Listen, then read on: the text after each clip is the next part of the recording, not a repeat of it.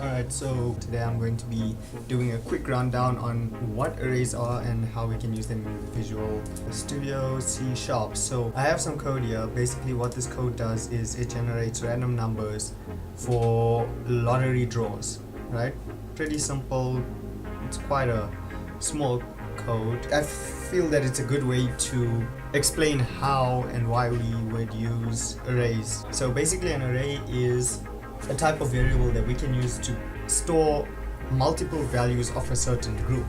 So in this case we're using int because we're generating any two-digit integer. So lottery numbers can't be double or real numbers, they can only be integers. So to declare an array, first of all what we're doing is, because we know the size of the array, we want to generate 5 numbers, we would declare a constant integer, and I called it size and I made it 5. Thereafter we have the integer array declaration. That basically is as follows. You would start with int, square brackets with nothing inside, then the name of your array, a lot of numbers. After that you're going to have new int, because it's an integer, of size. This dictates how big the array has to be.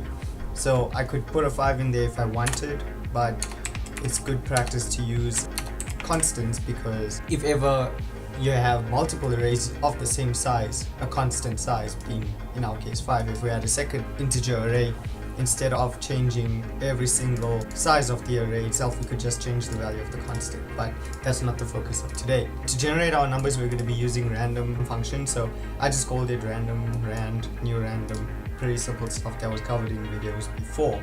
So to step through the array and to populate it, when we say we populate an array, it means we're assigning values to every space in the array. Arrays always start at 0, so I'm going to write here, arrays always start at 0. And 0 is your index. That's your first index. In any programming language you would know that arrays always do start at 0. So what we did was we said for an integer called index, I named it index, you can name it whatever you want, just to show exactly what is being incremented. I named it index.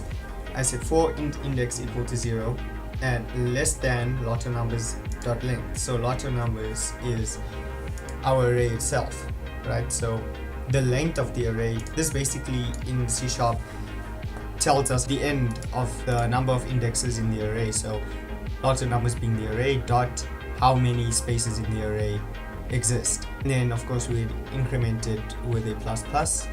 You could do that, or you could say plus equals index, but the fastest way to increment any variable is to just say plus plus or minus minus to decrement it. Next we have a lot of numbers being the actual array itself at the index that we're talking about. So remember we initialized it at 0, so for the first time that this loop executes we're going to have it as the 0th index. In real terms we'd be talking about the first index. So the 0th index, for us we'd refer to it as the first index.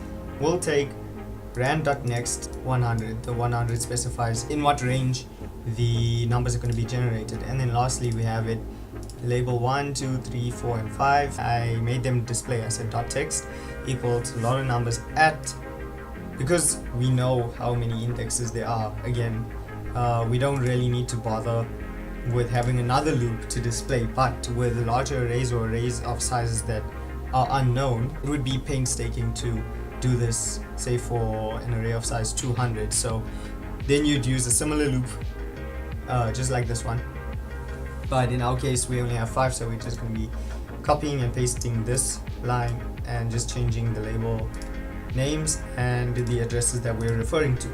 .toString, we're not formatting it, so we don't have anything in the brackets, and that's basically the code itself. This is what the code does. Alright, so here we have our form, lottery numbers. If I click on generate numbers, here we see that we have our integers between 0 and 100. So pretty straightforward. The main idea of this program is to show you how we use indexes in arrays and what arrays are. The reason you'd use arrays again is to store multiple values of the same type. You don't have to do that because that makes your code a lot more inefficient, number one. And number two, when you are to assign values to these, I'm going to have to do this line outside of a loop, this part assigned to num1 5 times. And when you're working with bigger projects, again, it's going to be a real pain to do that. So arrays are not daunting at all. You can think of them as a flat with multiple different rooms in it, and every person who stays in a room is a value. If I want to know who stays in room F01, then I would just reference the flat name, then the address that I want to know who is staying in it, and that would give us who is there. And it's the same for when we're assigning. You would do the same thing. You say the flat name, address, and who you want to be put into there. I hope this clears up any confusion about arrays. I know that arrays can be daunting and a lot of people don't prefer them, but once you do understand the concept of arrays, you're going to want to only use arrays. That's me signing out. I hope you enjoyed.